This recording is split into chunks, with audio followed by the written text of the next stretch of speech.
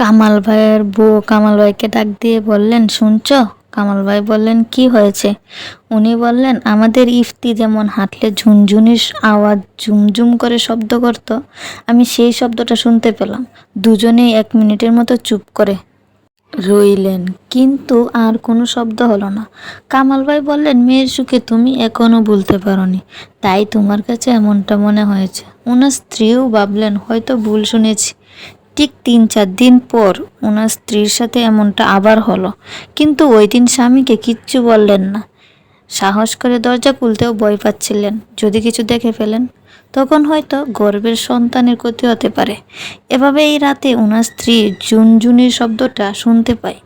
একটু ভয় লাগলেও ওনার কাছে শব্দটা শোনা একটা নেশার মতো হয়ে গেছে। তখনও ওই এলাকায় বিদ্যুৎ পৌঁছায়নি। ওনাদের বাথরুমটা ছিল বাগানের এক পাশে। রাতে প্রকৃতির ডাকে সাড়া দিতে স্বামীকে নিয়ে যেতেন, কোনোদিন কিচ্ছু দেখেননি। একদিন রাতে কামাল ভাইয়ের বাথরুম যাবার প্রয়োজন হয়। কামাল ভাই বলেন, আজ আমিও ঝুনঝুনির শব্দ শুনেছি। ওনার স্ত্রী ভয় পাবে বলে উনি আর কথাটা কিচ্ছু বলেন না। তুমি আজ শুনেছ? আমি প্রতি রাতে শুনতে পাই।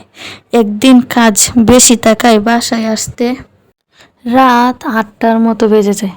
কামাল ভাই সাইকেল থেকে নেমে বাসার সামনে দেখতে পায় একটা বাচ্চা মানুষের মতো ছায়া উঠানের মাঝখান দিয়ে দৌড়ে বাগানের দিকে চলে গেল।